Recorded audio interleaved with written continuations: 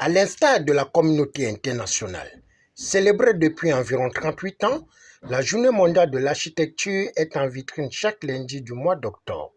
C'est dans ce cadre que le Gabon a été en ligne de mire sur le thème Architecture pour des communautés résilientes devant les représentants des ministères, collectivités locales et architectes venus des 4 coins du Gabon. Des membres du gouvernement ou leurs représentants, des délégués municipaux, des architectes et des ingénieurs en qualité d'acteurs principaux de l'acte de bâtir pour célébrer, comme il est de coutume depuis 1985, la Journée mondiale de l'architecture. Lors des architectes, eux, ils doivent compter sur l'appui du ministère en charge des travaux publics pour son essor, pour son soutien. Je peux vous rassurer que les portes du ministère leur sont grandement ouvertes. Parce que c'est ensemble que nous allons changer la vitrine de notre pays, changer le cadre de vie des populations qui vivent dans ce pays. Je souhaite qu'ensemble, nous proposons une vision au gouvernement à travers la mise en place des politiques publiques que ce gouvernement, naturellement, devra promulguer afin d'atteindre des objectifs en termes de qualité de vie, en termes d'image, en termes de respectabilité, c'est-à-dire à travers l'intellect qui est le vôtre, l'intellect qui est celui des architectes, et qui permettra de dire, lorsque j'arrive à l'aéroport de Libreville, c'est un beau pays. Devant l'assistante, le président de l'Ordre gabonais des architectes a attiré l'attention des professionnels et du public sur les objectifs, les missions et le rôle que joue l'architecte selon le respect des normes de l'Union internationale des architectes, UIA, pour l'urbanisation d'une ville. Traditionnellement célébrée chaque année, le premier lundi du mois d'octobre, la Journée mondiale de l'architecture qui existe depuis 1985 a pour thème cette année l'architecture pour des communautés résilientes. La planification urbaine et l'architecture ont toujours été les clés d'une meilleure qualité de vie pour tous.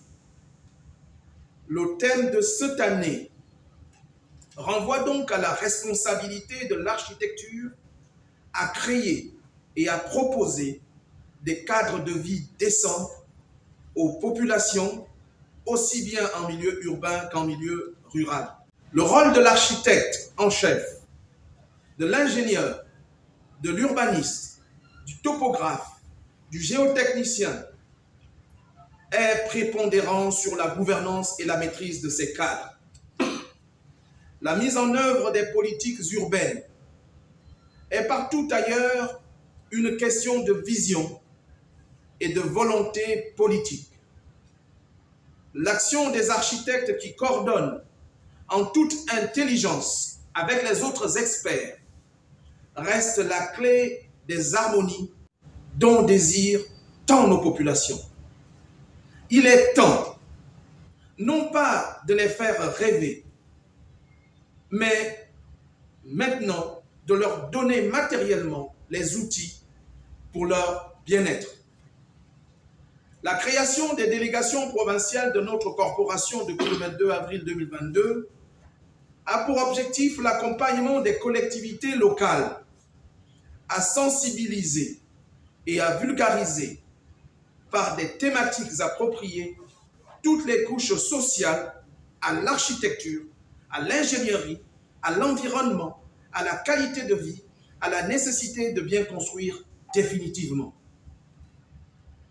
Le thème de cette année nous renvoie à interroger nos capacités à nous améliorer, tous, dans nos rapports à l'architecture, à l'environnement, à l'urbanisme, à la recherche de la qualité de vie de nos communautés, en anticipant, en étant prévoyant au lieu de subir les phénomènes.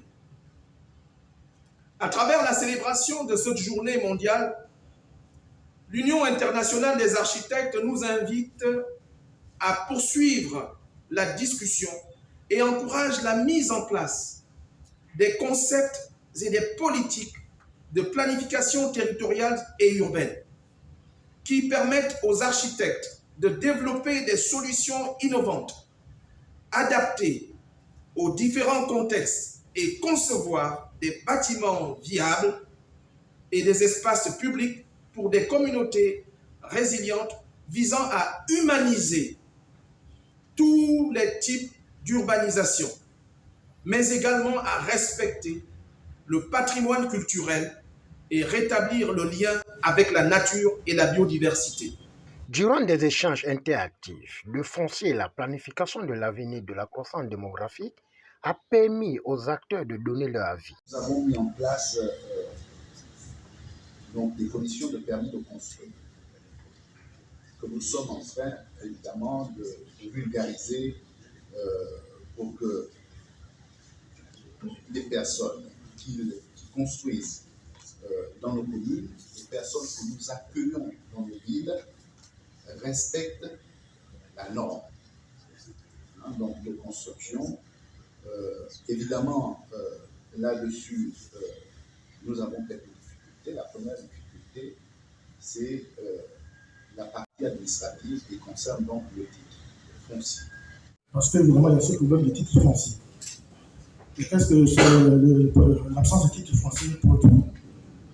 C'est le fait qu'aujourd'hui, par exemple, concernant les loyers, nous avons une prolifération de loyers informels.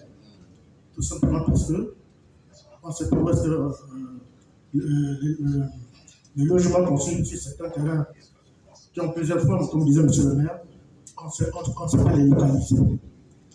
Et donc aujourd'hui, notamment, le problème se pose, c'est qu'on a que selon les statistiques en vigueur, on n'aurait que 8% de loyers encadrés.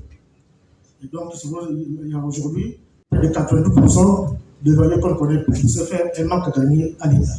Sur des questions liées à la gouvernance foncière dans notre pays et relativement à la préoccupation de M. le maire de la commune d'Akanga, c'est que effectivement les pratiques urbanistiques aujourd'hui doivent être réadaptées au contexte actuel.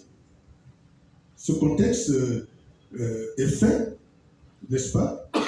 Du moins, on n'a peut-être pas suffisamment pris les précautions pour contenir la croissance démographique et l'extension de nos villes en superficie. Donc il faut anticiper effectivement l'occupation spatiale. C'est pour ça qu'à notre niveau, nous disons qu'il nous faut non seulement créer de nouveaux pôles de développement, mais tout faire pour freiner l'étalement urbain anarchique des zones périurbaines. Ce qui fait aujourd'hui, on parle de task force, effectivement, toutes ces choses ont été faites sans la présence de l'architecte qui est vraiment incontournable dans ce processus. Donc aujourd'hui, effectivement, lorsqu'on parle de revenir dans les normes, donc le président a parlé par exemple de priorité aux compétences locales, c'est très bien, n'est-ce pas, effectivement, que toute l'administration, qu'on ait au moins, en dehors des délégations professionnelles, un conseil d'architecte dans chaque ministère, dans chaque département, dans chaque institution, pour être l'interlocuteur avec l'architecte qui est sur le projet. Là, le ministère, lui, quand il parle, il en face de lui un architecte qui parle avec un autre architecte. Ça, c'est plus fluide, donc on ne peut pas arriver à ces résultats aujourd'hui. Donc on espère effectivement que pour la relance de nouvelles activités, donc l'architecte prenne pleinement sa place sur des projets, des fonds blancs, des projets à restriction qu'on connaît, etc. Merci beaucoup. Nous notons que cette journée a été pédagogique en mettant en exergue les normes et le respect de la déontologie de l'architecture, en rappelant au mauvais grain de s'arrimer à l'ordre gabonais des architectes qui est reconnu par les autorités. Au finish, c'est dans une ambiance de partage d'espérance que cette journée a fait tomber son rideau.